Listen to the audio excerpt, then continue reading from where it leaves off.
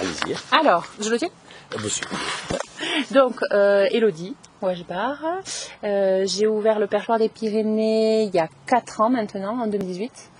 On est un domaine de logement insolite. Aujourd'hui, en 2021, on en a 4.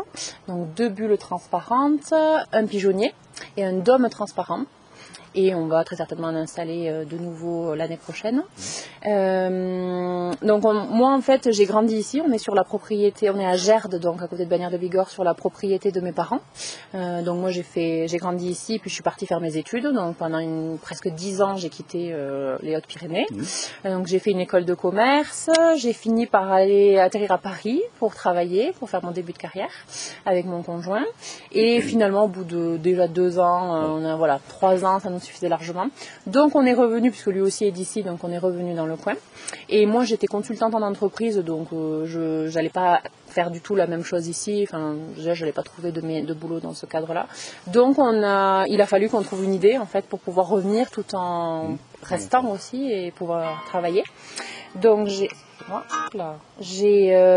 coup on est parti. Déjà du pigeonnier qui a toujours été sur place, qui est juste derrière. Là, on va remonter, je vais vous le montrer. Bon, il y a des gens dedans, mais on pourra quand même le voir. Donc le pigeonnier, il a toujours été là. Nous, c'était un peu une cabane, en fait. On jouait dedans quand on était gamin.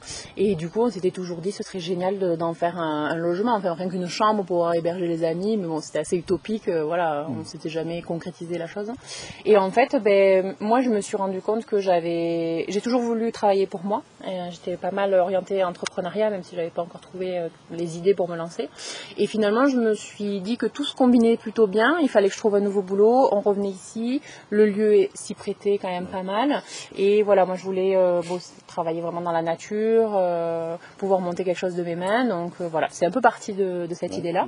Et de l'idée aussi que je voulais avoir des logements insolites un peu différents. Donc pas faire forcément des cabanes dans les arbres alors qu'on en avait à Pailleul pas très loin, pas spécialement des yourtes parce qu'il n'y en avait pas loin. Voilà. Donc j'ai essayé de regarder tout ce qui se faisait et ça se faisait un peu, mais pas trop encore en France, mais les bulles, c'était vraiment le truc qui m'a tapé dans l'œil assez vite. Ça vient d'où sinon? Alors, je sais pas du tout qui le premier a installé ça. Moi, la première que j'ai achetée, c'était fabrication chinoise. Voilà, ça se commençait un peu à se démocratiser, mais pas trop. Et finalement, les années d'après, il y avait des fabricants en France. J'ai trouvé les modèles qu'on a actuellement en Belgique. Voilà. Et du coup, là, il n'y en avait qu'une au début, la petite bulle, avec une tente qu'on avait, et le pigeonnier. On a ouvert comme ça. Déjà les 2 premiers parce que le pigeonnier on n'avait pas fini les travaux. La 2e année on l'a ouvert. Et l'année dernière, après le confinement, la bulle marchant tellement bien, ça faisait vraiment tout le monde nous demandait la bulle. On a ouvert la 2e du coup pour en avoir deux. Ce qui est à côté de la bulle, c'est quoi? Alors c'est des bains nordiques. Donc en fait dès le début, moi je voulais vraiment avoir un bain chaud pour pouvoir. Je trouve que ça faisait vraiment un plus. Et moi déjà à titre privé, quand je choisis quelque chose, j'aime bien aller qu'il y ait un jacuzzi. Voilà, vraiment avoir le séjour confort total. Donc j'avais mis le bain nordique qui est en bas, qui a un seul bain, qui était partagé entre 2 logements, 3 logements, puis 4 logements l'année dernière, et donc on mettait des créneaux horaires. Et en fait, cette année, du coup, on a décidé d'installer 2 bains nordiques privatifs à chaque bulle. Donc un là et un plus petit en dessous à la petite bulle, et comme ça, celui qui est en bas ne sert que plus pour les 2 logements. Voilà, donc c'est des bains chauds qui sont chauffés au feu de bois, donc c'est hyper écolo.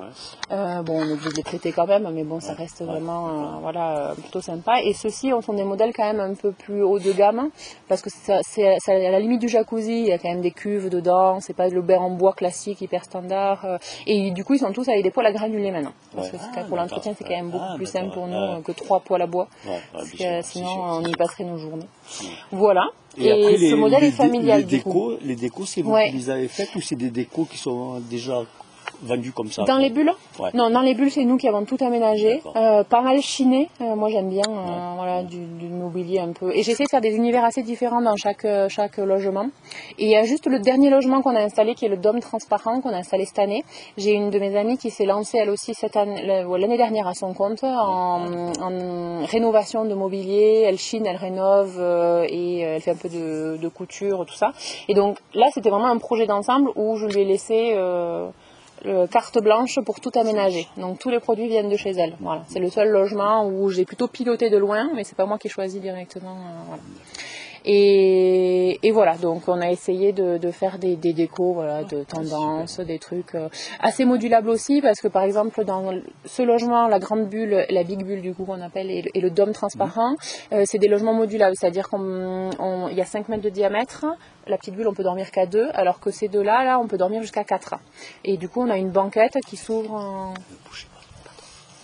italienne sur les bords. Je parle avec les mains. On a des banquettes qui s'ouvrent du coup pour faire un deuxième couchage pour dormir jusqu'à 4. Voilà. Mais au moins quand les gens viennent qu'à 2, ils n'ont pas l'impression d'avoir un lit qui ne s'occupe pas, ça fait un petit canapé, c'est un peu plus spacieux.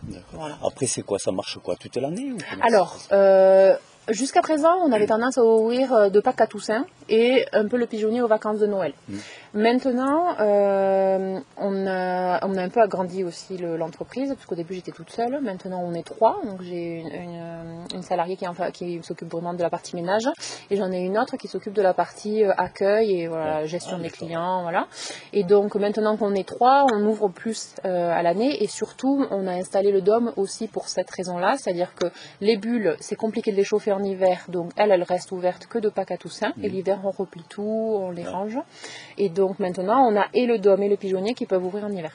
Donc on ouvre, là on ferme un gros mois en novembre généralement, et on va rester comme ça. Et par contre, à partir de Noël, on réouvre ces 2 logements et on va les ouvrir sur tous les week-ends d'hiver et toutes les vacances scolaires d'hiver.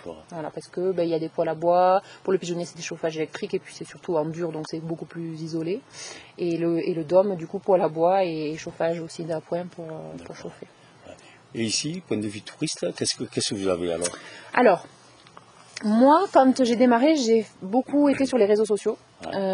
Instagram de suite, parce que j'utilisais beaucoup à titre privé, et du coup assez rapidement, dès qu'on a commencé les travaux, presque un an avant d'ouvrir, j'ai déjà fait un compte Instagram et j'ai commencé à alimenter avec tout ce qu'on faisait. Donc assez vite à l'ouverture, on avait une petite communauté, et puis j'ai fait beaucoup de stratégies au niveau des réseaux sociaux. J'ai invité des influenceurs et des blogueurs pour venir, voilà, je leur offrais la nuit, en échange ils me faisaient de la visibilité. Donc très vite en fait, j'ai réussi à capter pratiquement 90% de ma clientèle via les réseaux sociaux. Et donc, les gens venaient de là où aussi je choisissais les influenceurs. Alors, j'essayais de faire un choix assez stratégique. Du coup, on va dire, on peut prendre de Bordeaux, tout Pays Basque, bon, toute la zone Gers, tout ça, milieu Nord-Occitanie, et Toulouse jusqu'à Perpignan, Narbonne, voire Montpellier. Et très peu au local, parce que j'ai fait beaucoup moins de publicité, papier, affichage et tout, et d'ailleurs les gens d'ici ne me connaissaient pas spécialement. Donc la 2e année et 3e année, j'ai un peu plus changé, enfin j'ai continué la partie réseaux sociaux, mais j'ai aussi couplé avec la partie presse écrite, notamment dans le Bigorre Mag, Yvette Magazine, qui sont des trucs locaux et qui sont bien lus en plus. Et donc ça m'a permis, voilà, entre le bouche à oreille et ça, d'avoir un peu plus le local, et donc j'ai de plus en plus même des gens de Bagnères, de Tarbes qui viennent, voilà. Donc il y a beaucoup aussi de cadeaux, parce que notamment on marche très fort à Noël pour les chèques cadeaux, et du coup les gens offrent, ils sont venus puis ils offrent à leur famille, et donc des fois j'ai des familles de 3-4 personnes qui sont venues, j'ai des gens qui reviennent tous les ans parce qu'ils veulent tester les nouveaux logements, voilà. Après en termes de cible, on a tout. Au début, je pensais qu'on allait beaucoup être sur des couples, ce qui est quand même la majorité. On a des couples qui s'offrent des séjours romantiques, voilà. Mais en fait, du fait du lieu qui est très naturel, on est très ferme, parce qu'on a les animaux, on a les chevaux, on a des animaux nains que vous n'avez pas vus sur notre côté. Et du coup, ça attire énormément les familles. Et comme on a fait en plus des logements à la fois familiaux, parce que le pigeonnier, on peut dormir aussi à 5, en semaine, on va avoir que des couples qui vont venir, voilà, s'offrir une nuit. Par contre, dès que c'est le week-end et dès qu'on est en vacances, là on a plein de familles, les enfants, du coup voilà. Donc on a un peu de tout, et même en âge, on a de 18 à 75 ans. Quoi. Voilà. Le seul clientèle qu'on n'a pas, parce que le lieu s'y prête absolument pas, c'est qu'on n'est pas, on peut pas avoir d'accès handicapé, malvoyant, enfin c'est compliqué, on est tout en pleine nature, donc voilà. Ça c'est vraiment le seul point, on va dire. Voilà, donc au niveau de la clientèle, on est assez large.